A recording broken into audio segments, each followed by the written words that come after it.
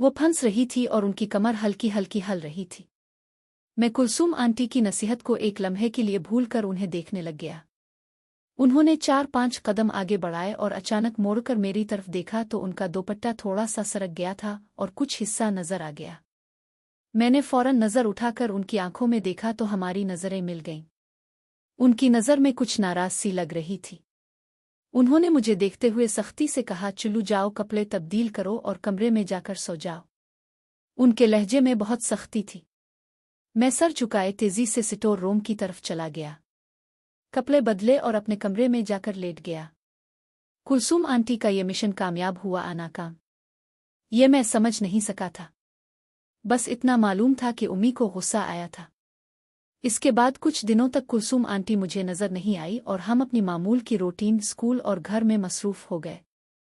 Class में भी उम्मी को दूसरे लड़कों की तरफ से तकने वाली नजरों में देखता रहा और खामोशी से बर्दाश्त करता रहा। इस वाकये के तकरीबन 20 दिन इससे कुछ ज्यादा गुजर चुके थे।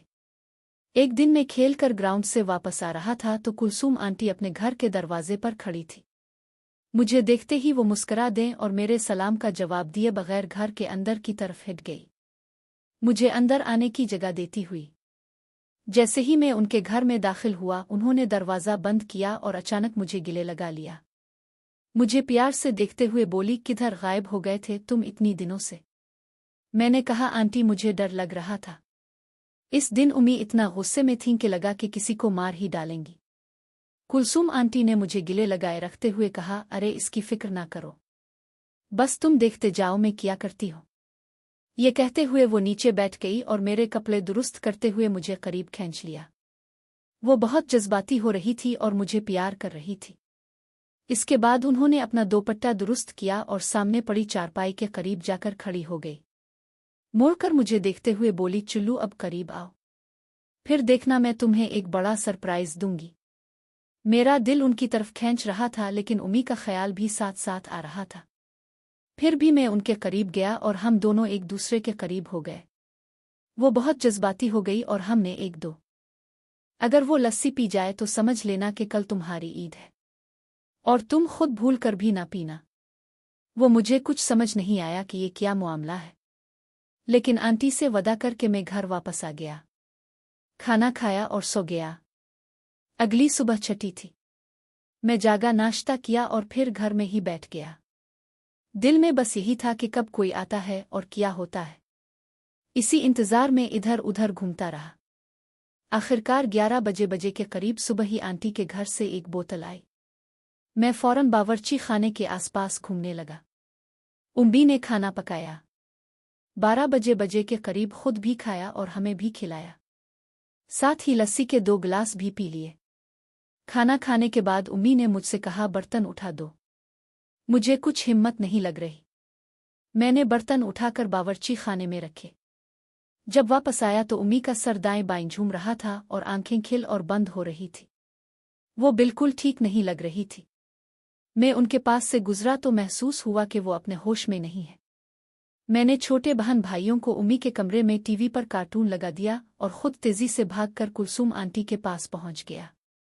मैंने उन्हें बताया कि उम्मी ने लस्सी के 2 गिलास पी लिए हैं। ये सुनते ही कुलसूम आंटी बहुत खुश हुई और कुलसूम आंटी ने कहा, मुझे बता दो कि घर पहुंच गए हो तो मैं आती हूँ। मैं दौड़ता हुआ घर पहुंचा और अंदर दाखिल हो गया।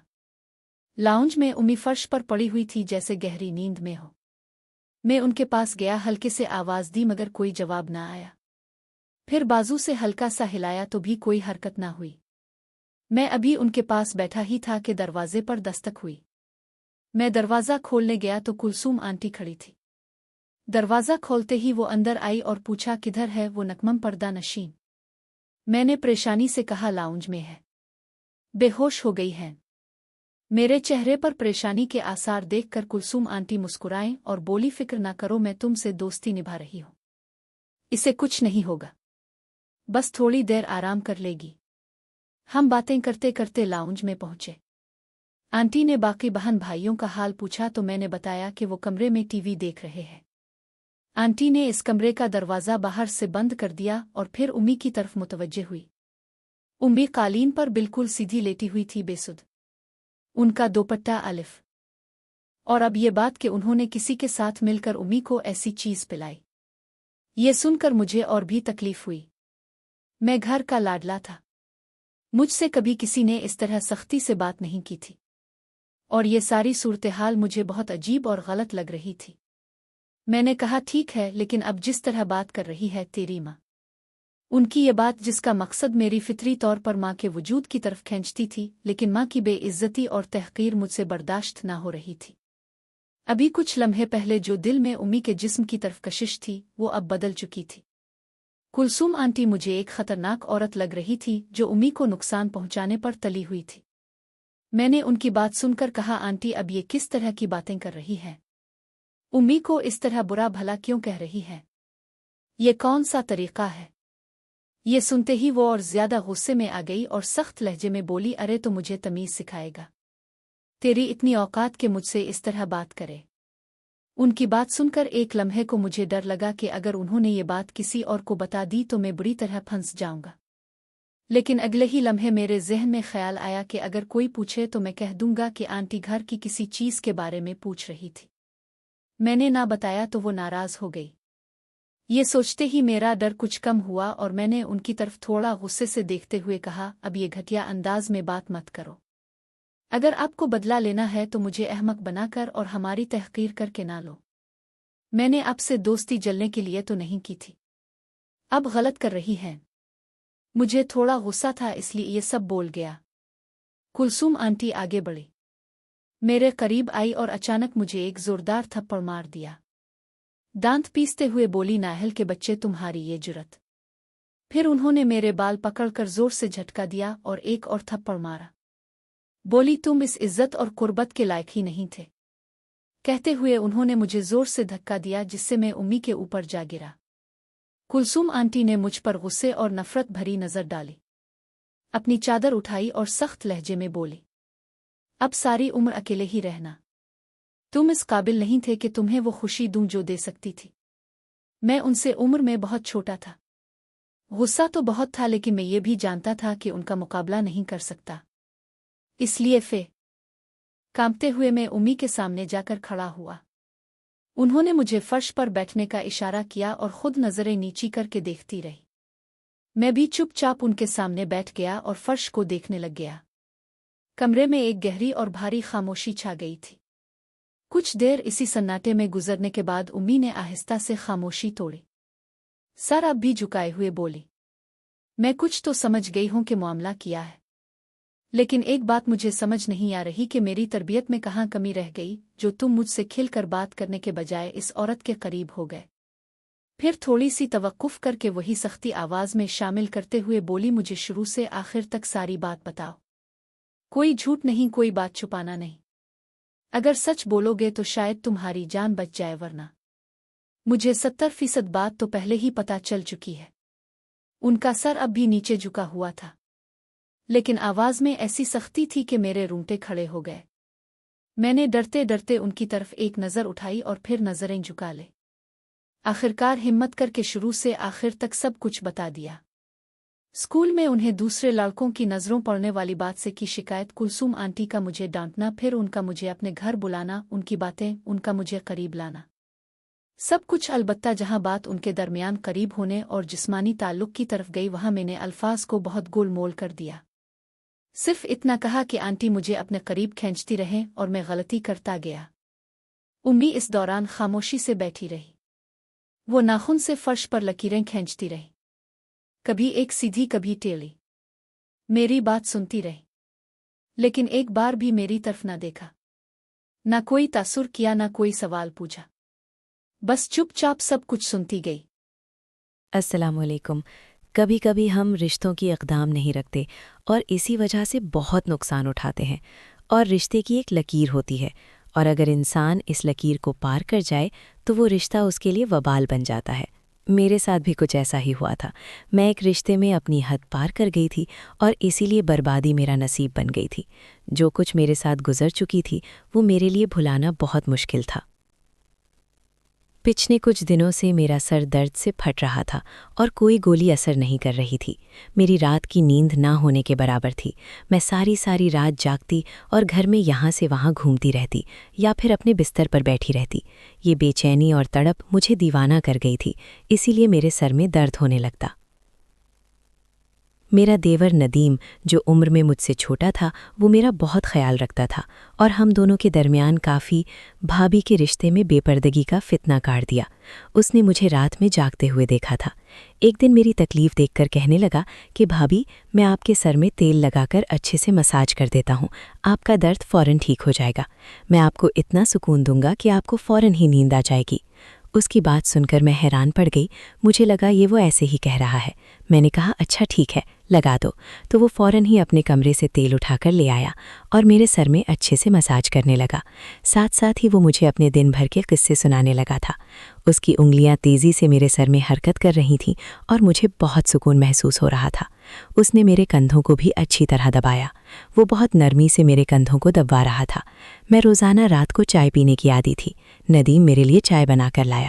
مجھے ایسی نیند آئی کہ میں صبح اٹھی۔ واقعی ندیم کے مساج میں تو ایک جادو سا تھا۔ مجھے بہت زیادہ سکون محسوس ہو رہا تھا۔ کافی دنوں بعد مجھے اتنی گہری نیند آئی تھی۔ جب میں نے اپنے جسم پر تیل لگا ہوا دیکھا، شاید میں نے نیند میں اپنے سر پر ہاتھ لگانے کے بعد جسم پر بھی لگا لیا تھا۔ میں معمول کے مطابق اپنے کاموں میں مصروف ہو گئی۔ نیند پوری ہونے کی وجہ سے میرے سر کا درد پوری طرح ختم ہو گیا تھا۔ میرے شادی کو 1 سال کا عرصہ ہو چکا تھا اور یہ 1 سال میں نے بہت اچھے سے گزارا تھا۔ جب میں اس گھر میں دلہن بن کر آئی تھی تو میرا دیور ندیم ایک 16 سال کا لڑکا تھا۔ ندیم کے اندر بہت زیادہ بچپن تھا اور وہ مجھے بالکل اپنے چھوٹے بھائی جیسا لگا تھا۔ میرے شوہر نے مجھے کہا کہ ان کے والد کا بہت جلد انتقال ہو گیا تھا۔ ان کی اماں بھی ندیم پر اور گھر پر بہت کم توجہ دیا کرتی تھیں اور ناصر تو یہاں رہتا ہی نہیں تھا۔ اسی لیے ناصر نے مجھے کہا کہ میں اب سے ندیم کا پوری طرح خیال رکھوں۔ میں نے ناصر سے وعدہ کر لیا تھا کہ میں ندیم کو بالکل اپنے بچے کی طرح رکھوں گی اور میں نے اپنا وعدہ پوری طرح نبھانے کی کوشش بھی کی۔ میرا شوہر ناصر دوسرے شہر میں نوکری کرتا تھا اور وہ مہینے میں کچھ دنوں کے لیے گھر واپس آتا تھا۔ بقیہ سارا وقت میں اپنے چھوٹے دیور کے ساتھ گزارتی تھی۔ وہ ایک 17 سال کا لڑکا تھا جو جوان ہو رہا تھا۔ وہ مجھ سے عمر میں صرف 4 سال ہی چھوٹا تھا اور اس لیے ہم دونوں کے درمیان بہت اچھی دوستی ہو گئی تھی۔ میں اس کی ہر چھوٹی سے چھوٹی بات کا بھی خیال رکھتی تھی۔ وہ کالج سے آتے ہی بھابھی کرتا میرے پیچھے گھومنے لگتا۔ ناصر کے یہاں نہ ہونے کی وجہ سے ندیم کالج سے آنے کے بعد میرے کام کر دیتا اور اس کے بعد میرا ہی سارا وقت گزرتا ندیم کے ساتھ۔ رہتے رہتے میں نے ایک بات شدت سے محسوس کی تھی کہ وہ ناصر کو پسند نہیں کرتا تھا، بلکہ اس کا ذکر ہونے پر وہ خاموش ہو جاتا یا پھر بات کا رخ ہی بدل دیتا۔ میں جاننا چاہتی تھی کہ اسے ناصر سے کیا مسئلہ ہے، لیکن میں کبھی یہ سوال کر نہیں پائی اور بہت بار مجھے اس کا جواب مل گیا۔ ناصر کی اماں سارا دن محلے میں گھومتی پھرتی اور شام ہوتے ہی جلدی سو جاتی۔ اگلے دن صبح سویرے ہی اٹھتی اور پھر محلے میں نکل پڑتی۔ اس لیے مجھے کبھی بھی ان کی طرف سے کوئی مسئلہ پیش نہیں آیا تھا۔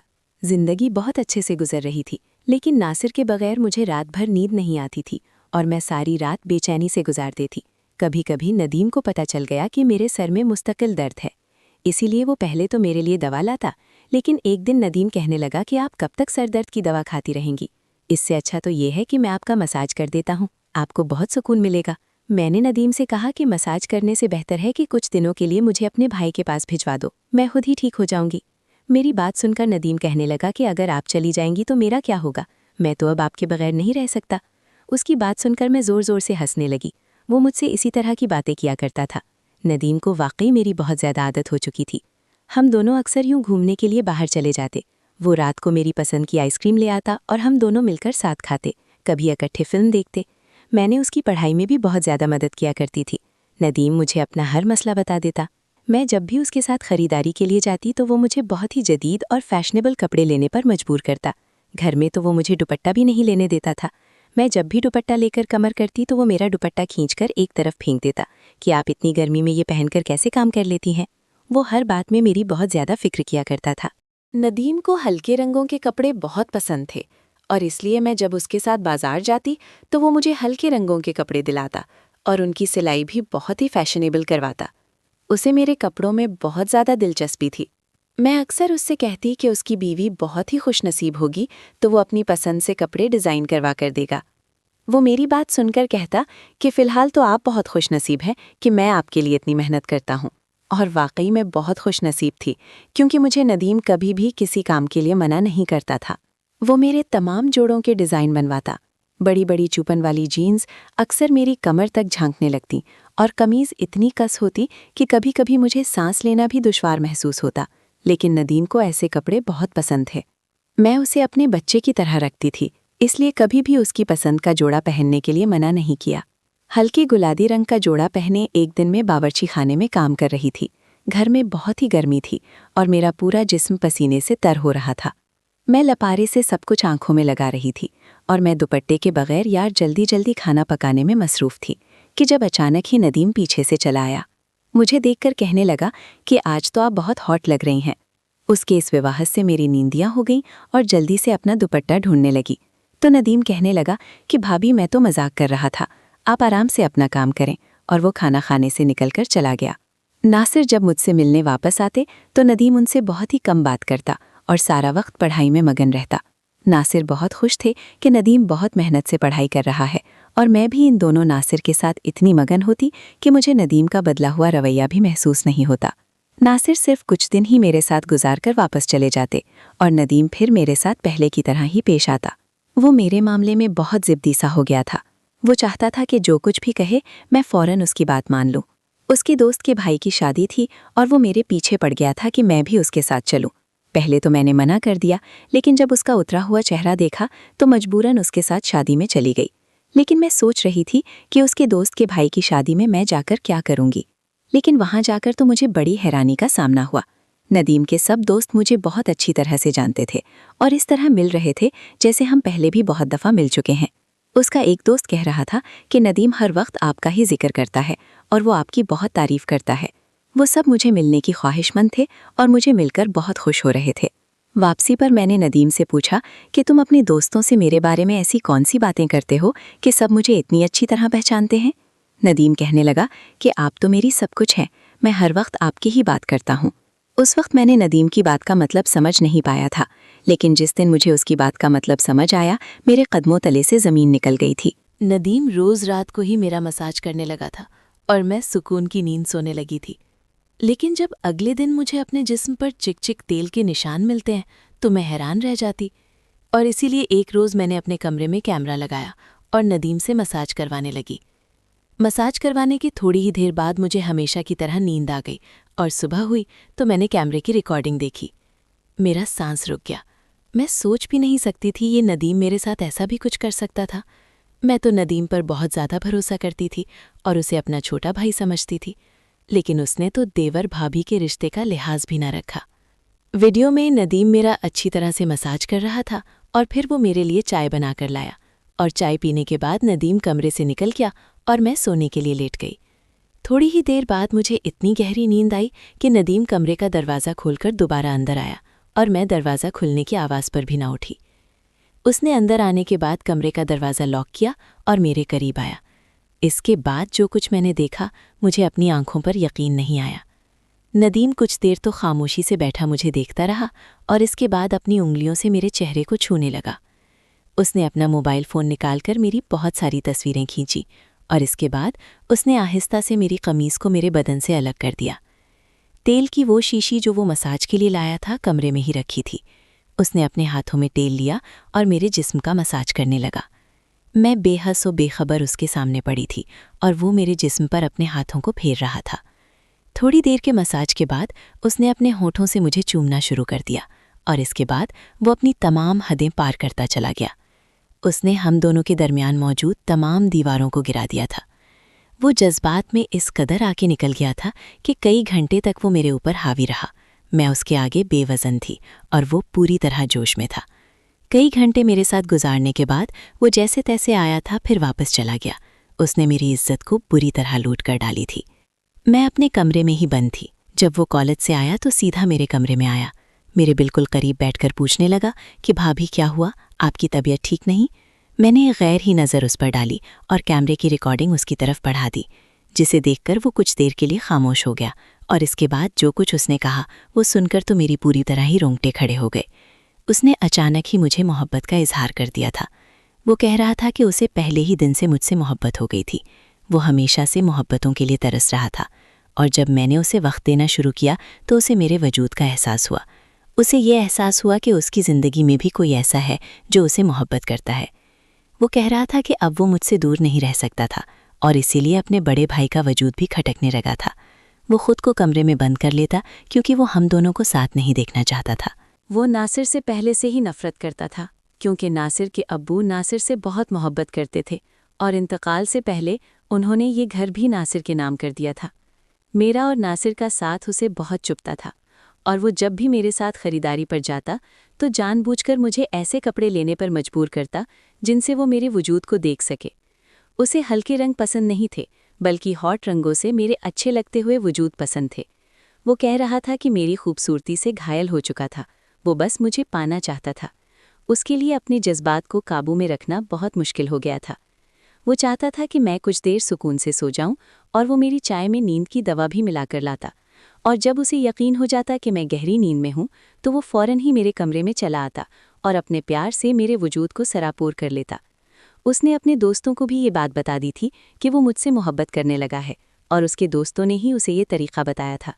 ندیم اور اس کے دوست زمانے کی دہلیز پر تھے، اس لیے وہ صحیح اور غلط کا فرق بے خبر ہو کر میری عزت کو پامال کر بیٹھے تھے۔ ندیم کی بات سن کر میری آنکھوں سے آنسو بہہ رہے تھے۔ اس نے یہ سب کیا کر ڈالا تھا؟ میں اس کے بھائی کی بیوی تھی، اور وہ میرے بستر تک آ گیا تھا۔ میں شرم سے پانی پانی ہو گئی تھی۔ میں نے نفرت سے ایک نظر ندیم پر ڈالی تو وہ میرے قدموں میں بیٹھ گیا اور کہنے لگا کہ وہ بس مجھے محبت چاہتا ہے اور میری نفرت اسے مار ڈالے گی۔ آپ کی ذات کے ساتھ ساتھ وہ تو اپنی ماں کی محبت سے بھی محروم تھا۔ وہ کہہ رہا تھا کہ اماں نے کبھی اسے شانت نہیں کیا، وہ پوری طرح تنہائی کا شکار تھا۔